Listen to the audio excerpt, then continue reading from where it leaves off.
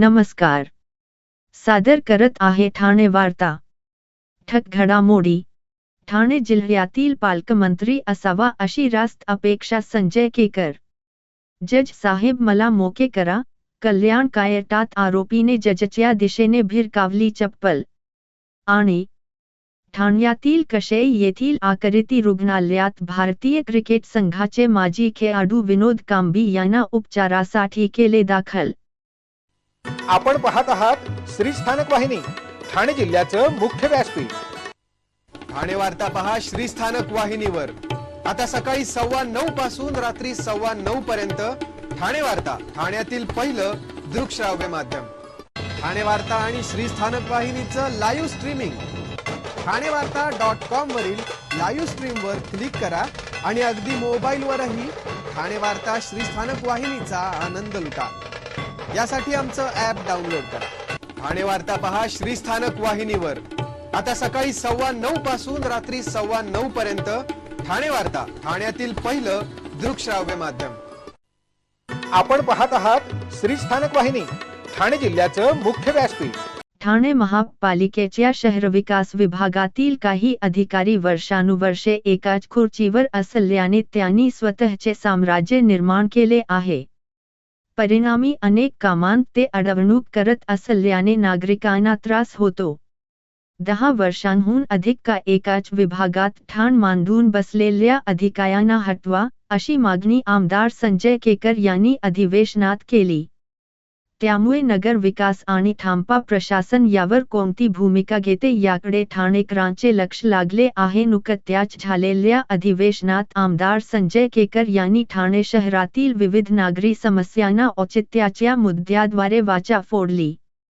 पुरवणी मागण्यांच्या अंतर्गत झालेल्या चर्चेत विविध मागण्या करून काही सूचनाही केल्या. या अधिवेशनात शेवटच्या टप्प्यात केकर यांनी ठाणे महापालिकेच्या शहर विकास विभागातील भोंग कारभारावर जोरदार टीका केली. वाढते महानगर आणि त्याला पुरेल अशा सुविधा देण्यासाठी अनेक अधिकारी सक्षम असले तरी काही अधिकारी लोकांची अडवणूक करत असल्याची बाब केकर यांनी सभागृहाच्या निदर्शनास आणून दिली. शहर विकास विभागातील काही अधिकारी कर्मचारी गेल्या अनेक वर्षांपासून ठाण मांडून आहेत. त्यामुळे या कर्मचाऱ्यांनी स्वतःचे साम्राज्य आणि हितसंबंधांचे जाळे या विभागात निर्माण केले आहे. त्यामुळे विविध कामांसाठी येणाऱ्या नागरिकांची या विभागात अडवणूक केली जाते. याबाबत असंख्य तक्रारी नागरिक लोकप्रतिनिधींकडे करत असतात. शहर विकास विभागाचा कारभार लोककेंद्री होण्यासाठी येथे 10 वर्षांहून अधिक का एकाच विभागात काम करणाऱ्या अधिकारी कर्मचाऱ्यांची दुसऱ्या विभागात तत्काळ बदली करावी, अशी मागणी केकर यांनी अधिवेशनात केली. केकर यांच्या मागणीबाबत ठाणेकर नागरिकांनी समाधान व्यक्त केले असून याबाबत नगरविकास आणि ठाणपा प्रशासन कोणती भूमिका घेईल याकडे ठाणेकरांचे लक्ष लागले आहे. क्लस्टर ही क्रांतिकारी योजना आहे, पण याबाबत समन्वय नसल्याने आजही अनेक ठिकाणी काहींना योजना हवी आहे तर काही विरोध करत आहेत. योजनेची अंमलबजावणी होण्यापूर्वी त्याची माहिती अधिकाऱ्यांनीच रहिवाशांना देणे आवश्यक आहे. परंतु अधिकाऱ्यांआधी बिल्डर झोपडपट्टी भागात घुसतात, त्यामुळे संभ्रमाचे वातावरण निर्माण होते. अधिकारी जणू बिल्डरचेच सहकारी असल्याचे वागत असतात. ही योजना यशस्वीपणे राबवून सर्वसामान्यांना हक्काची घरे मिळण्यासाठी SOP तयार करण्याची मागणी आमदार संजय केकर यांनी अधिवेशनात केली. फेरीवाला धोरणाची अंमलबजावणी होत नसल्याने फेरीवाल्यांची संख्या वाढून वाहतुकीची समस्या भेडसावत आहे. पादचाऱ्यांनाही त्याचा त्रास होत असतो. नागरिक आणि फेरीवाल्यांमध्ये प्रसंगी हाणामाऱ्याही होत असतात. त्यामुळे येत्या 1 जानेवारीपासून फेरीवाला धोरण लागू करण्यात यावे, अशी मागणी केकर यांनी केली. ठाणे शहराला मिळणाऱ्या अपुऱ्या पाणी पुरवठ्याचा प्रश्नही गंभीर आहे. पिण्याचे पाणी इतर कामांसाठी वापरले जात असल्याने आणखी पाणी टंचाई जाणवते. त्यामुळे अन्य वापरासाठी लागणारे पाणी देणाऱ्या विहिरींचे पुनरुज्जीवन करण्याची मागणी केकर यांनी केली. ठाणे शहर मतदारसंघातील 50 विहिरींची यादी सादर करण्यात आली असून या विहिरींचे पुनरुज्जीवन करण्यासाठी तातडीने निधी उपलब्ध करून देण्याची मागणीही त्यांनी अधिवेशनात केली. शासनाचा कारभार हा चांगल्या प्रकारे राबविणे म्हणजेच सुशासन प्रशासन. शासनाकडून प्रसिद्ध होणारा किंवा अभ्यागतांकडून येणारा प्रत्येक सरकारी कागद हा काळजीपूर्वक वाचला की अनेक कामे सहज सोपी होतात. तसेच टिप्पणी लेखन हा सुशासनाचा आत्मा असून निर्णय प्रक्रियेत टिप्पणी हा महत्त्वाचा घटक ठरतो. टिप्पणीत वरिष्ठांचे मार्गदर्शन हवे असल्यास ते कर्मचाऱ्यांनी तात्काळ घेतल्यास कामे विनाविलंब पूर्ण होण्यास मदत होते. हाच सुशासन प्रशासनाचा धागा असल्याचे मत ठाणे महापालिकेचे उपायुक्त उमेश बिरारी यांनी आज व्यक्त केले. केंद्र शासनाच्या निर्देशानुसार 19 ते 24 डिसेंबर या कालावधीत प्रशासन गाव की ओर या उपक्रमांतर्गत सुशासन सप्ताह महापालिका आयुक्त सौरभ राव यांच्या मार्गदर्शनाखाली ठाणे महापालिकेत राबविण्यात येत आहे. याच उपक्रमांतर्गत महापालिकेच्या अधिकारी आणि कर्मचाऱ्यांसाठी सुशासन प्रशासन या विषयावर उपायुक्त उमेश बिरारी यांचे विशेष व्याख्यान आयोजित करण्यात आले होते. शासकीय कामकाज करताना टपालात आलेल्या कागदावर आवकाचा शिक्का बसला की तो सरकारी कागद होतो. हा कागद पक्षकार परत मागू शकत नाही आणि सरकारी कर्मचारी तो कागद परत करू शकत नाही. तो कागद शासनाचा अभिलेख होतो. त्या कागदाची अन्य व्यक्तीस फक्त नक्कल देण्यात येते.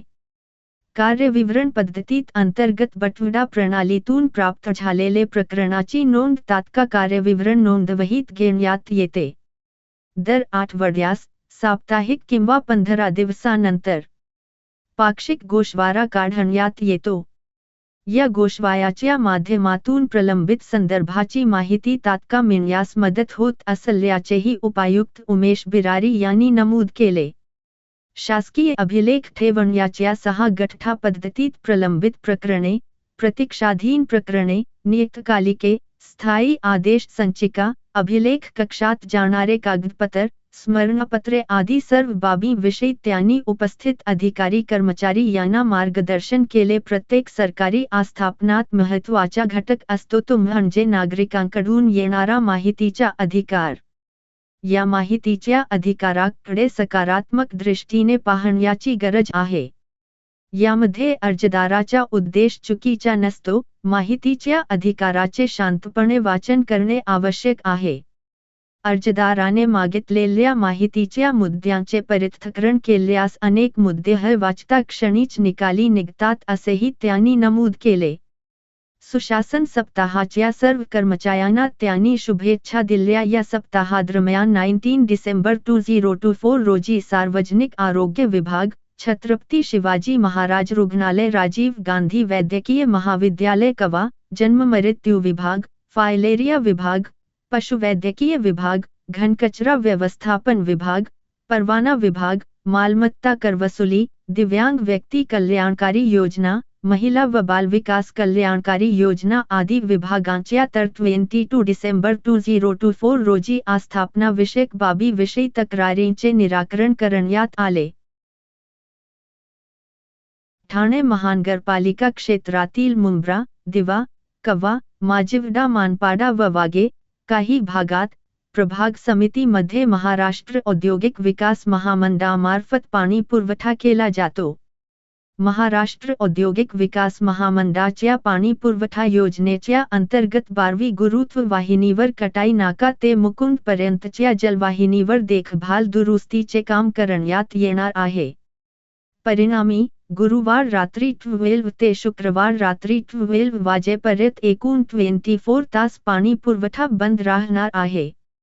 या शटडाऊन कालावधीत ठाणे महानगरपालिकेतंर्गत दिवा, मुंब्रा प्रभाग क्र 26 व 31 च्या काही भाग वगळता आणि कवा प्रभाग समितीमधील सर्व भागामध्ये व वागे प्रभाग समितीमधील रूपादेवी पाडा, किसनगर न2, नेहरूनगर तसेच मानपाडा प्रभाग समिती अंतर्गत कोलशेत खालच्या गाव येथील पाणी पुरवठा 24 तासासाठी पूर्णपणे बंद राहणार आहे. पाणीपुरवठा सुरू झाल्यानंतर पुढील 1 ते 2 दिवस कमी दाबाने पाणीपुरवठा होईल याची कृपया नागरिकांनी नोंद घ्यावी। दरम्यान कपातीच्या कालावधीत पाणी काटकसरीने वापरून ठाणे महानगरपालिकेस सहकार्य करावे असे आवाहन महापालिकेच्या पाणीपुरवठा विभागातर्फे करण्यात आले आहे।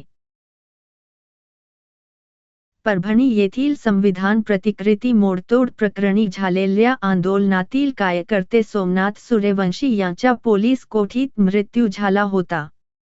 त्यांना आदरांजली अर्पण करण्यासाठी गटई चर्मकार समाज कामगार संघटनेच्या वतीने ठाण्यात कडल मार्च काढण्यात आला। यावेळी डॉक्टर बाबासाहेब आंबेडकर यांचा अवमान करणाऱ्या केंद्रीय मंत्र्यांनी माफी मागावी अशी ही मागणी करण्यात आली। परभणी येथे एका समाजकंटकाने डॉक्टर बाबासाहेब आंबेडकर यांच्या पुतळ्यावर दगडफेक करून संविधानाच्या प्रतिकृतीची मोडतोड केली होती। त्या निषेधार्थ उचलेल्या आंदोलन प्रकरणी सोमनाथ सूर्यवंशी यांस अटक करण्यात आली होती। पोलीस कोठडीत असतानाच सोमनाथ याचा संशयास्पद मृत्यू झाला।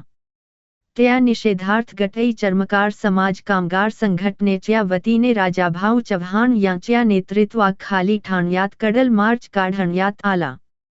संविधान चौक येथे संविधान प्रास्ताविकेचे वाचन करून या कडल मार्चला सुरुवात झाली। सोमनाथ सूर्यवंशी अमर रहे, परभणी पोलिसांवर कारवाई करा, बाबासाहेबांचा अवमान करणाऱ्यांनी माफी मागा अशा घोषणा यावेळी देण्यात आला। कोर्ट नाका येथे डॉक्टर बाबासाहेब आंबेडकर यांच्या पुतळ्यासमोर सूर्यवंशी यांस आदरांजली अर्पण करून कडल मार्च विसर्जित करण्यात आला। या प्रसंगी राजाभाऊ चव्हाण यांनी पोस्टमार्टेम रिपोर्टमध्ये मारहाणीमुळे सूर्यवंशी यांचा मृत्यू झाल्याचे नमूद केलेले असतानाही संबंधित पोलिसांवर कारवाई केली जात नसेल तर या कायद्याचे राज्य आहे कुठे? फक्त वरिष्ठ पोलीस निरीक्षकाला निलंबित करून काही होणार नाही, त्यासाठी पोलीस अधीक्षकांनाही निलंबित केले पाहिजे। तसेच केंद्रीय गृहमंत्री अमित शहा यांनी स्वर्ग नरकाच्या वार्ता करण्याऐवजी या देशात लोकशाहीचे नंदनवन फुलवणाऱ्या डॉक्टर बाबासाहेब आंबेडकर यांचे कार्य समजून घ्यावे आणि देशाची माफी मागावी अशी मागणी केली। ठाणे ग्रामीण भागातील पाणी समस्या सोडविण्यासाठी जिल्हा परिषदेमार्फत शिवजल सुराज्य अभियान राबविण्यात येत असून या अभियानाचे शुभारंभ 26 डिसेंबर 2024 रोजी मुख्य कार्यकारी अधिकारी रोहन घुगे यांच्या हस्ते शहापूर तालुक्यात करण्यात येणार आहे। मुरबाड व शहापूर तालुक्यातील टक्करग्रस्त गावात 85 तर इतर सर्व तालुक्यात 1515 वनराई बंधारे बांधण्यासाठी ग्रामस्थांनी पुढाकार घ्यावा व लोकचव उभारून अभियान यशस्वीपणे पार पाडण्यासाठी जिल्हा परिषद ठाणे विशेष प्रयत्न या अभियानामार्फत करत आहे। गाव परिसरात पाण्याची साठवणूक करण्याच्या दृष्टिकोनातून तसेच भूजलपाती वाढण्यास मदत होण्यासाठी ओढ्यातील वाया जाणारे पाणी अडवून वनराई पद्धतीचा बंधारा बांधण्यात येणार आहे। सिमेंटच्या किंवा अन्य मोक्या गोण्यांमध्ये वाव भरून बंधारा बांधला जाणार असून बहुतेक शेतकऱ्यांच्या शेतालगतच्या परिसरातून ओढा नाला वाहत असल्याने पावसाळा संपल्यावर पाण्याचा प्रवाह कमी झाल्यावर आड्या नाल्यावर वनराई बंधारे बांधणे शेतकऱ्यांना वरदान ठरणार आहे। तसेच छतावरील पाऊस पाणी संकलनाची विविध योजनेतून मंजूर कामे सुरू करण्यात येणार आहेत। जानेवारी अखेरपर्यंत वनराई बंधारे कामे पूर्ण करण्यासाठी लोकसहभाग, सामाजिक संघटना, शासकीय अधिकारी, कर्मचारी संघटना, जिल्ह्यात काम करणाऱ्या अशासकीय संस्था, ग्रामस्थांनी मोठ्या संख्येने सहभाग नोंदवावा असे आवाहन मुख्य कार्यकारी अधिकारी यांनी केले आहे। 26 डिसेंबर 2024 ते 30 डिसेंबर 2024 पर्यंत ग्रामसेवक व कृषी सहाय्यक यांनी प्रत्येक गावात शिवार फेरी घेऊन पाण्याचा ताळेबंद करून पाण्याच्या भूजल वाढीसाठी उपाययोजना राबवण्याच्या उद्देशाने काम करणार आहेत। तसेच गटविकास अधिकारी यांनी उप अभियंता पंचायत समिती, उप अभियंता, तालुका जलसंधारण अधिकारी व कृषी अधिकारी यांचे मार्फत छाननी करून यंत्रणानिहाय योजनांचा आराखडा तयार करणार आहेत व आवश्यक असलेल्या ठिकाणी कामकाज करण्याचे नियोजन वेळोवेळी करण्यात येईल अशी माहिती ग्रामीण पाणी पुरवठा विभागाकडून देण्यात आली आहे। या सर्व कामांना नियोजित वेळेत पूर्ण करण्यासाठी श्रमदान, पाण्याचे सुयोग्य नियोजन करून गावातील पाणी पातळी वाढवण्यासाठी वनराई पद्धतीचा बंधारा बांधण्यासाठी सामाजिक संघटना, शासकीय अधिकारी, कर्मचारी संघटना, जिल्ह्यात काम करणाऱ्या अशासकीय संस्था तसेच ग्रामस्थांनी पुढाकार घ्यावा असे आवाहन जिल्हा परिषदेमार्फत करण्यात येत आहे। अहो, आपण आपलं घर स्वच्छ, सुंदर, नीटनेटकं ठेवतो ना, मग आपण आपल्या शहराच्या बाबतीत उदासीन का? आपलं शहर स्वच्छ, सुंदर आणि नीटनेटकं ठेवणं ही आपली जबाबदारी आहे, हो ना? मग उचला फोन आणि विना परवाना होर्डिंग्स, बॅनर्स कुठे दिसले तर 1800-222-108 या टोल फ्री क्रमांकावर कळवा किंवा 75069464155 या भ्रमणध्वनीद्वारे आपली तक्रार नोंदवा किंवा महापालिकेने तयार केलेल्या स्टार ग्रेड ॲप्लिकेशनद्वारे आपली तक्रार नोंदवा। त्याची दखल त्वरित घेतली जाईल। लक्षात घ्या, आपला छोटासा सहभाग आपलं शहर स्वच्छ, सुंदर आणि नीटनेटकं बनवू शकतो। जसं आपलं घर तसं आपलं ठाणे शहर।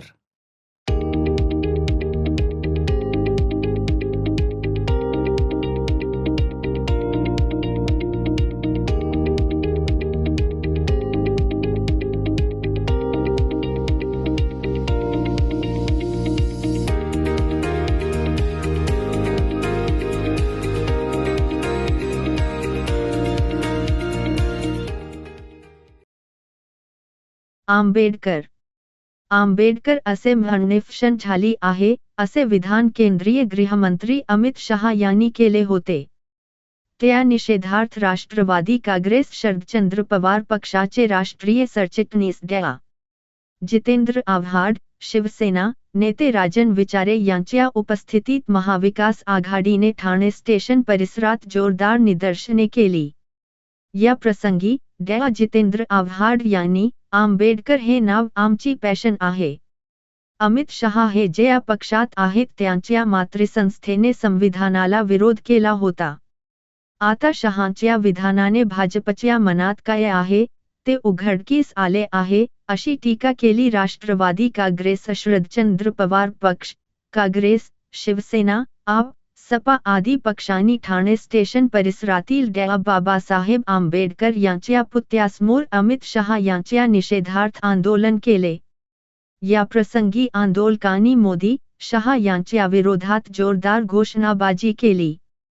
तडीपार तो तडीपार, त्याला काय समजणार घटनाकार, संविधान आमचा अभिमान, डॉ. बाबासाहेब आंबेडकर हमारे भगवान, अमित शहा मुर्दाबाद अशा घोषणा यावेळी देण्यात आल्या। या प्रसंगी परभणीत संविधान प्रतिकृतीची मोडतोड करणारा माणूस विकृत होता असे मुख्यमंत्री सांगत असतील तर संसदेत डॉ. बाबासाहेब आंबेडकर यांचा अवमान करण्यास काय म्हणाल असे पत्रकारांनी विचारले असता डॉ.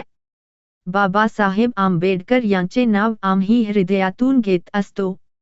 आमच्यासाठी ते नाव पॅशन आहे, कारण त्यांच्यामुळेच आम्हा माणूस म्हणून जगण्याचा अधिकार मिळाला। स्वर्ग आणि नरक कुणीच पाहिलेले नाही, मात्र इथल्या नरकातून माणुसकीचा स्वर्ग बाबासाहेब आंबेडकर यांनीच आम्हाला दाखविला आहे। अमित शहा यांच्या विधानातून भाजपच्या मनात काय आहे हे पुन्हा स्पष्ट झाले आहे। 1950 साली भाजपच्या मातृसंस्थेने संविधानाला विरोध केला होता।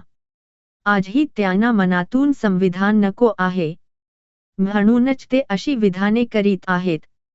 सोमनाथ सूर्यवंशीला न्याय मिळणार का असे विचारले असता या सरकारला सोमनाथ सूर्यवंशीला न्याय द्यायचाच नाही।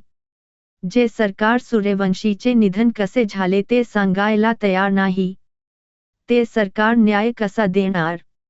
आपण पहिल्या दिवसापासून हाच प्रश्न विचारत आहोत। आता आम्ही राज्यभर सूर्यवंशी कसा मेला असा प्रश्न विचारणारे बॅनर लावणार, असे डाया जितेंद्र आव्हाड म्हणाले. पहिल्या पत्नीला 15 लाख रुपये द्यायचे आहेत. तू आपल्या माहेरून 15 लाख रुपये आणून दे असे दुसऱ्या पत्नीला सांगत ऑफिसच्या पार्टीत चल आणि बॉस सोबत शारीरिक संबंध ठेव. कारणावरून मारहाण करून या सगळ्या गोष्टी करण्यास तिने नकार दिल्याने पतीने लगेच 3 तलाक देण्याची घटना कल्याणमध्ये घडली आहे. बाजारपेठ पोलिसांनी पत्नीला 3 तलाक देणाऱ्या सॉफ्टवेअर इंजिनियर सोहेल शेख याच्या विरोधात गुन्हा दाखल करून पुढील तपास सुरू केला आहे.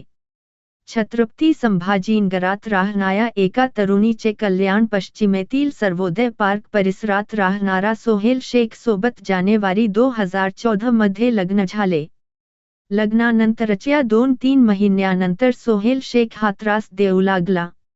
एका दिवशी त्याने सांगितले की, माहेरून 15 लाख रुपये आणून दे, माझ्या पत्नीला घटस्फोट द्यायचा आहे.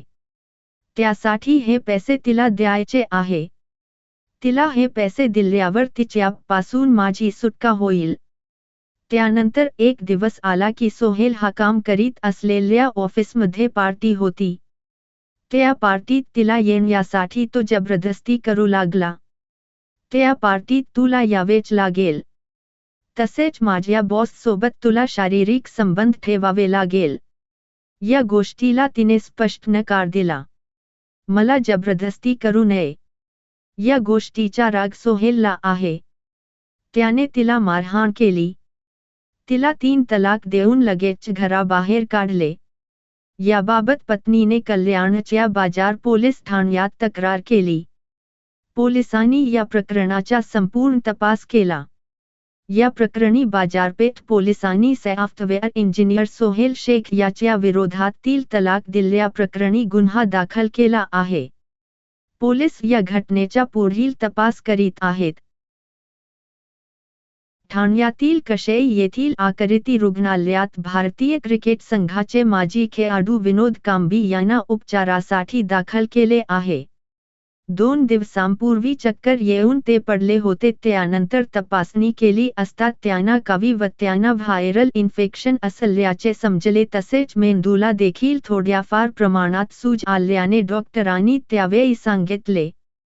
त्यामुळे त्यांना गेले 2 दिवसांपासून दमित करण्यात आले असून सध्या त्यांचे प्रकृती ठीक आहे. अजून 5 ते 6 दिवसांनंतर ते पूर्ववत होतील असा अंदाज डॉक्टरांनी व्यक्त केला आहे. डॉक्टर माझ्यासाठी देव आहेत. मरणाच्या दारातून मी आलो आहे. मी पुन्हा उभा राहील आणि पुन्हा लवकरच क्रिकेटच्या मैदानात दिसेल. मी अजून मेलो नाही, जिवंत आहे आणि मरणारही नाही. मी सचिन तेंडुलकर सोबत पुन्हा क्रिकेट खेळताना दिसेन. सचिन तेंडुलकरला देखील माझा हाच निरोप आहे असे विनोद कांबी यांनी सांगितले.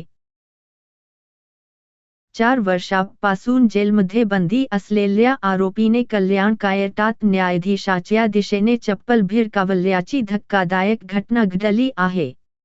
या प्रकरणात महात्मा फुले पोलिसांनी गुन्हा दाखल करण्याची प्रक्रिया सुरू केली आहे. किरण भरम असे या आरोपीचे नाव आहे. पोलीस पुढील तपास करीत आहेत. कल्याण कोर्टात यापूर्वीही असे काही प्रकार घडलेले आहेत. कल्याण कोर्टात शनिवारी गर्दी होती. कारण आज कोर्टात खडकपाडा पोलीस योगीधाम प्रकरणातील आरोपी अखिलेश शुक्ला, त्याची पत्नी गीता यांच्यासह 4 आरोपींना कोर्टात हजर करणार होते. कल्याणच्या महात्मा फुले पोलिसांनी बंदोबस्त तैनात केला होता. सर्व ठिकाणी पायलेस होते. प्रसार माध्यमाचे प्रतिनिधी कोर्टात होती. यावेळी कोर्टात हलचल सुरू झाली. काही वकील बाहेर आले. त्यांनी पत्रकारांना काही माहिती दिली. कल्याण न्यायालयाचे न्यायाधीश आर.जी. वाघमारे यांच्या कोर्टात एक अजबच प्रकार घडला. महात्मा फुले पोलिसांनी जेव्हा विचारली गेली, तेव्हा पोलिसांनी सांगितले की, किरण भरम हा आरोपी गेल्या 4 वर्षापासून आधारवाडी जेलमध्ये आहे. खडकपाडा पोलीस ठाण्याच्या हद्दीतील एका हत्येच्या प्रकरणात त्याला अटक केली होती. तेव्हापासून तो जेलमध्ये आहे. त्याची आज सुनावणीची तारीख होती. तारखेची सुनावणी संपली होती. न्यायाधीशांनी पोलिसांना आरोपीस घेऊन जाण्यास सांगितले. त्याच वेळी आरोपी किरण भरम याने जोरात बोलला की, माझी केस संपवा, मला मोके करा. त्याच्या पायातील चप्पल काढून त्याने न्यायाधीशांच्या दिशेने भिरकावली. या घटनेमुळे एक खळबळ उडाली. सध्या या प्रकरणात किरण भरम याच्या विरोधात गुन्हा दाखल होणार असल्याची माहिती महात्मा फुले पोलिसांनी दिली आहे. ठाणे जिल्ह्यात 9 आमदार भाजपचे आणि शिवसेनेचे 6 आमदार आहेत. कुठल्याही पक्षाला वाटते आमचा पालकमंत्री व्हावा तसेच आम्हालाही वाटते अशी मागणी आमदार संजय केकर यांनी केली.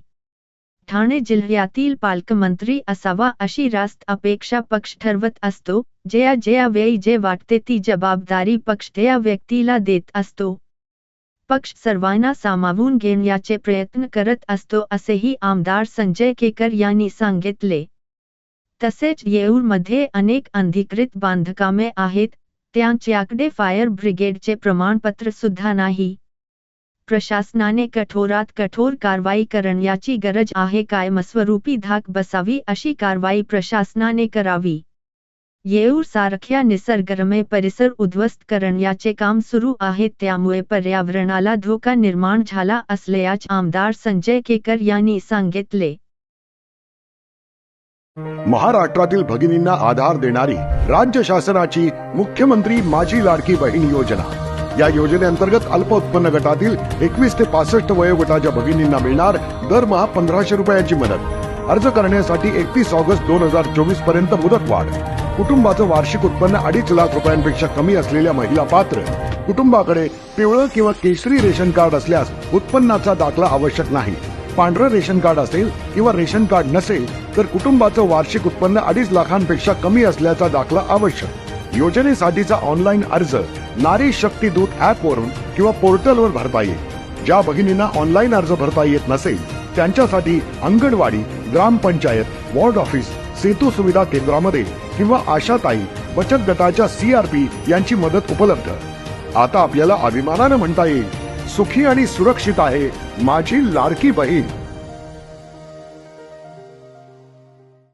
आपण आपले कार्यक्रम किंवा बातम्या आम्हाला ठाणेवार्ता@gmail.com या ईमेलवर कळवू शकता.